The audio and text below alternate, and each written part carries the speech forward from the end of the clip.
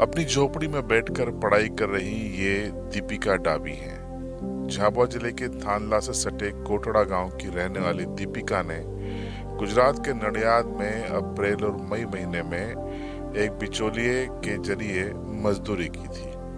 वे अपने साथ अपनी माँ और एक बहन को भी लेकर गई थी।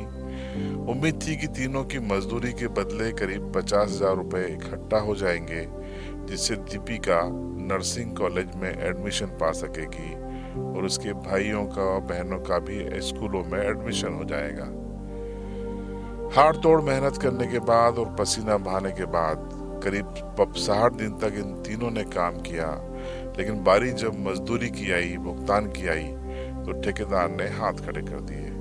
पहले कहा कि वो अपने गांव लौट जाए, खाता नंबर दे दे ताकि मजदूरी उस खाते में डाल दी जाएगी।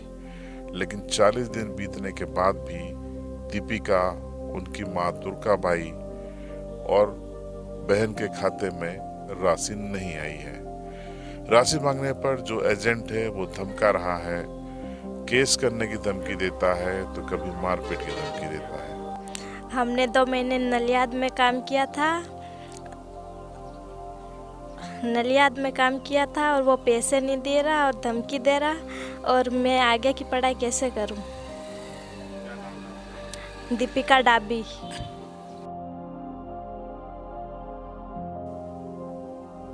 यह दीपिका की माँ दुर्गाबाई है। ये अपनी बेटियों को लेकर मजदूरी करने के लिए गई थी। उम्मीद थी कि दोनों बेटियां और बच्चे पढ़ लिख जाएं, जीवन में कुछ बन जाएंगे। हाड़ तोड़ मेहनत की, पसीना बहाया अप्रैल मई की गर्मियों में, लेकिन नतीजा 0 रहा। अब दीपिका भी घर पर है, बाकी बच्चे भी घर पर हैं। न ही नर्सिंग कॉलेज मिल पा रहा है और न ही स्कूलों में एडमिशन हो पा रहा है। गुजरात में नडियाद में 2 महीने काम किया और वहाँ हमारे 42,370 रुपये बाकी है। और किसके साथ काम किया? मैंने और मेरी बड़ी बच्ची ने और छोटी बच्ची ने। सर, मेरी बच्ची को आगे बढ़ाने, पढ़ाई के लिए, फीस के लिए हम काम करने गए थे 2 महीने। वो तो धमकी दे रहा कि इधर आना मत, हमारे गांव में दिखना मत, और मैं पैसे नहीं दूंगा, क्या कर लोगे।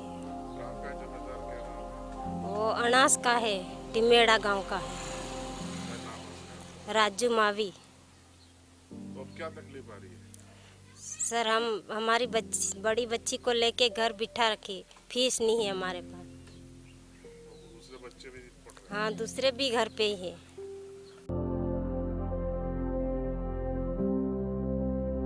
अपनी पत्नी और बच्चों को मजदूरी के लिए भेजने के बाद नीलेश डाबी घर पर ही रहे।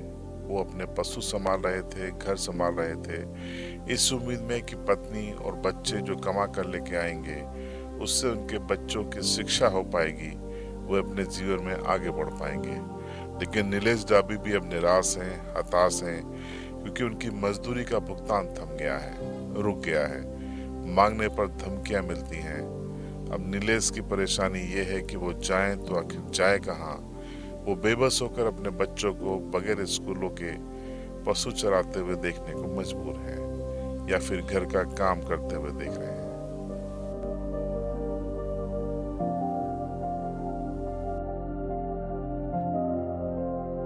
सर, मेरी बच्चे के जैसे कि स्कूल की छुट्टी पड़ी और उसके बाद मैंने बच्चों को उनकी पुरानी जो फीस बाकी थी उसको भरपाई के लिए और आगे बच्चों को पढ़ाई करने के लिए मैंने इनको मजदूरी करने के लिए नलियाद और खेड़ा के बीच में जो रेलवे का काम चल रहा वहाँ पे भेजा।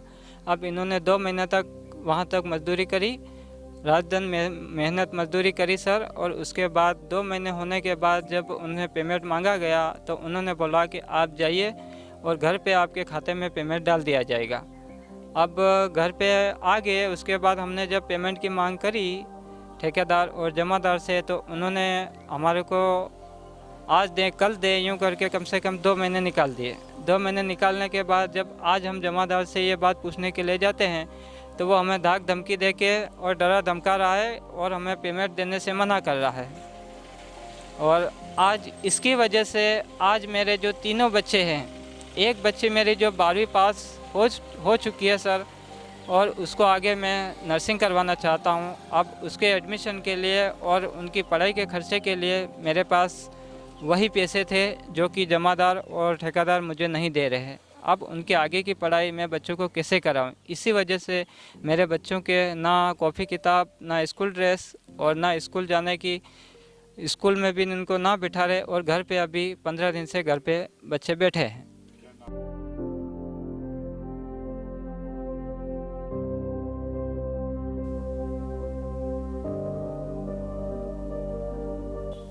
नीलेश डाबी और उनके परिवार की इस पीड़ा की कहानी जब सीबी लाइव को पता चली तो सीबी लाइव की टीम भी उनके गांव पहुंच गई।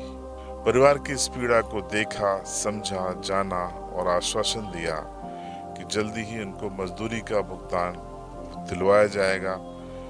अनास गांव जो कि झाबुआ गुजरात की सीमा पर गुजरात का एक हिस्सा है, वहां के किसी राजू मावी नामक दलाल के माध्यम से ये मजदूरी करने गए थे। ठेकेदार का कहना है कि उसने राजू मावी को भुगतान कर दिया है, लेकिन राजू मावी इन मजदूरों को भुगतान नहीं कर रहा है। उम्मीद है पुलिस राजू मावी से इनका भुगतान दिलवाएगी ताकि इनके बच्चे अपने सपनों को पूरा कर सकें, उनके सपनों को पंख लग सकें।